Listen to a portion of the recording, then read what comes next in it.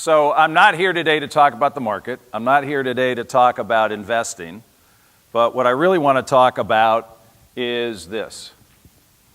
I want to talk about this billboard that I saw one day, and I decided this is where we all should be. Only those of you who can see the invisible can achieve the impossible. So Adam asked me to come up here to share with you my secret formula. My secret formula is for how we've been successful in business.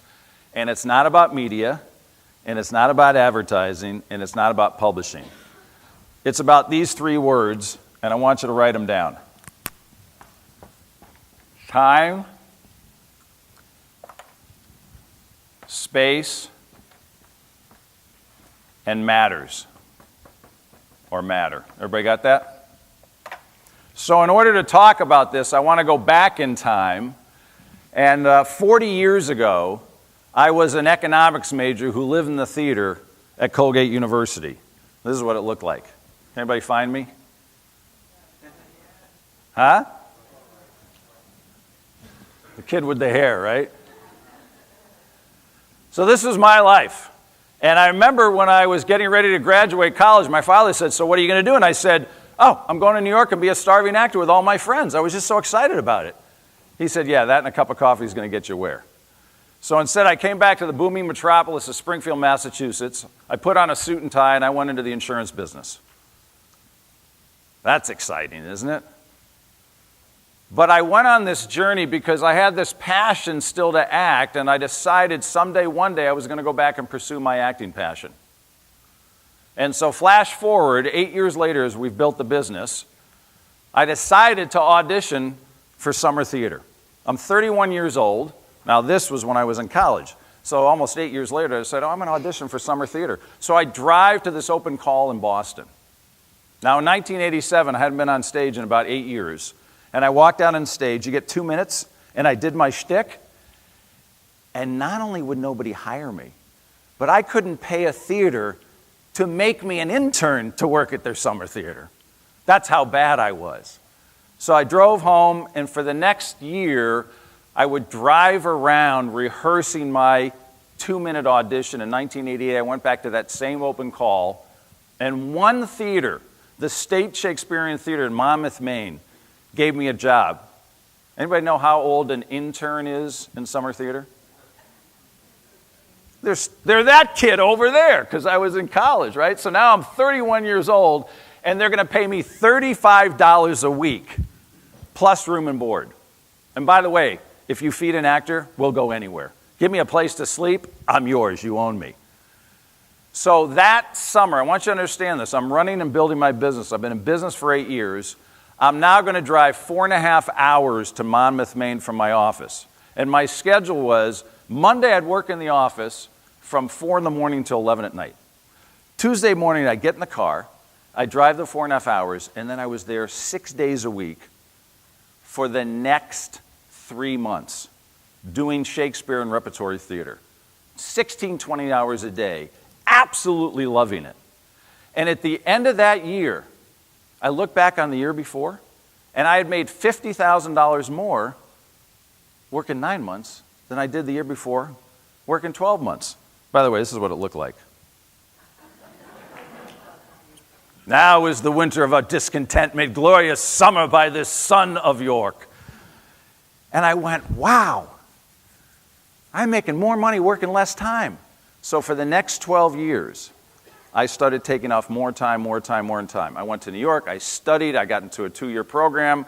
I got I did stand-up with Jon Stewart, I did improv, I got an agent, I was doing commercial agents, and this is pretty much what it looked like for the next 12 years. Just that. And the last thing I did was a one-man show where I played all 7 characters. So the first thing that I discovered in business is you and I waste an enormous amount of time. Let me ask you a question. How many of you say every day, if I just had more time, I could get more done, right? Isn't that what you say? Wrong. If you hired me as your coach, you know what I would do? I would first do what Adam just said. I would find out what you're passionate about besides your business, And then I would fire you for 3 months and tell you to go do it. And right away, what that would do is reprogram your brain that you have less time to do more in. That's the first thing I discovered in terms of time. You have the wrong view of time. You waste more time because you don't do the significant. That was the first thing I discovered. The next thing I discovered is something that my acting coach taught me. So I studied the Meisner method. Now, in the 1920s, there was something called the Actors Studio. It was filled with Lee Strasberg, Stella Adler, and Sandy Meisner. Everybody knows who Stella Adler is. She trained Marlon Brando. Why don't you come to see me sooner, right? The Godfather.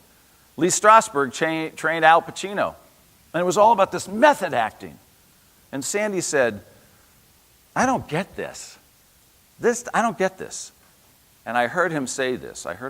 He said, acting is living truthfully in imaginary circumstances.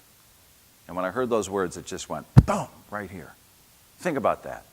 When you go to the theater, you know it's imaginary, don't you?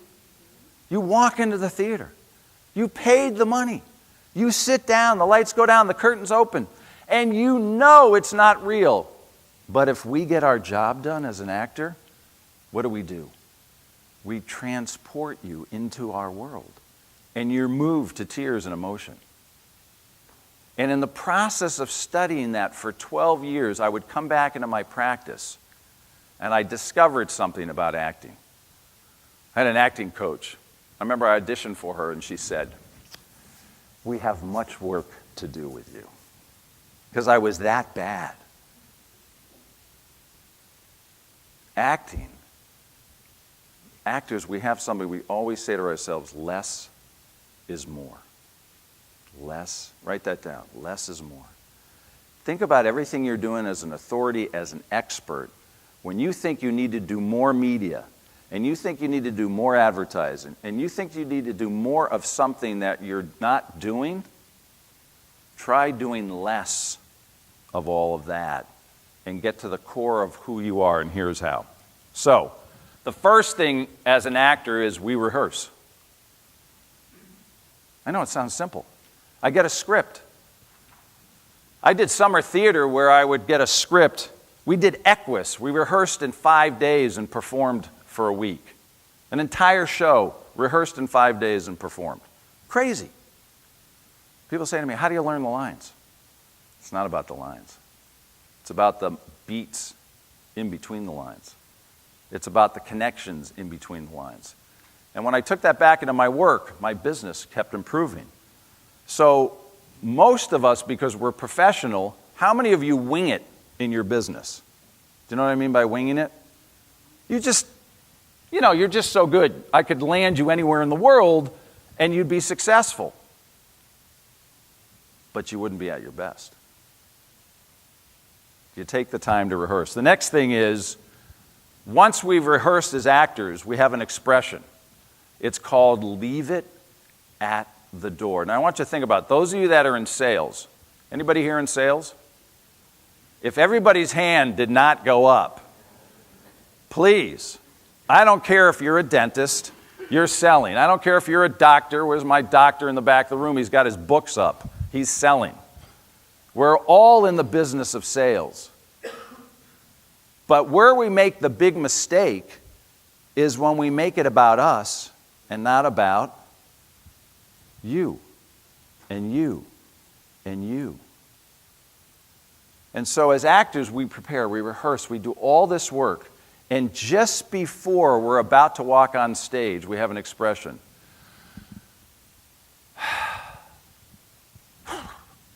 Just leave it at the door and walk out and be in the moment, and the next moment, and the next moment. So if I had one of you up here on stage and we put on a little scene, see, what's more important is what you would be doing and how I respond to it than what I have to say and what I've planned.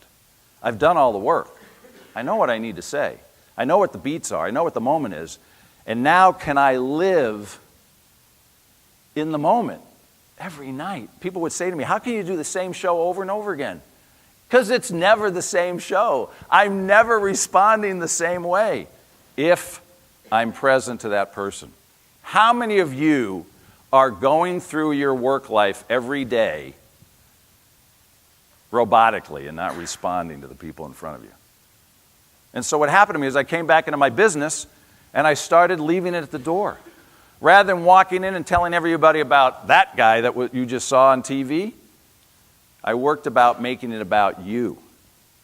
What's your fears? What's your anxieties? What are you most concerned about? Where do you want to be in 3 years? What are your greatest dangers, opportunities, and strengths, and how can we solve them?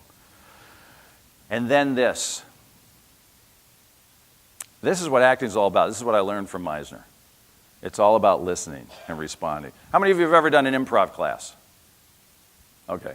In our coaching program, we used to teach improv. We used to bring improv actors in. I recommend to every one of you, take an improv class. It is the hardest thing to do. I mean, I did stand-up. My improv teacher said, you're going to do stand-up? I said, it's only 10 minutes. He goes, that's 1,200 seconds. And then I went home and I went, oh my God, oh geez, I never thought about that. Because for me, it was about one-on-one. But improv is you're responding, you're listening, you're yes-anding to what somebody has to say. Take a class. And then, this is my favorite.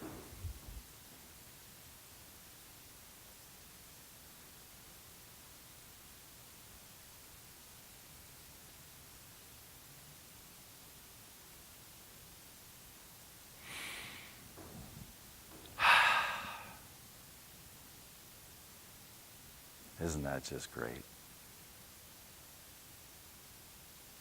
you ever ask somebody a question and then you answered it for them? How many of you have ever done that? Right? You asked a client, a prospect, a question, and before they could think about it, you got afraid because it was quiet. And you stepped on their thinking about it. You stepped on them living in it. You stepped on them feeling what they were feeling. I had a recent client in my office. I asked her a question and she broke down crying. And then she started to apologize. And I said, that's the most beautiful thing I've ever been around. That's the business we're in. Letting people feel what they feel moment to moment to moment to moment to moment to moment to moment. So, only those who can see the invisible can achieve the impossible. What I'd like to invite you all to do here today, with all this amazing amount of information that we're getting from Adam and his team, is to go back, craft your speech, craft your lines, craft what you think you need to say. Rehearse, rehearse, rehearse. When you're ready to sit with a patient to help them with their problems with their teeth, when you're ready to build the house of their dreams, sit down with them, be in the moment, listen, respond, and fulfill their dreams. Thank you for letting me be here today.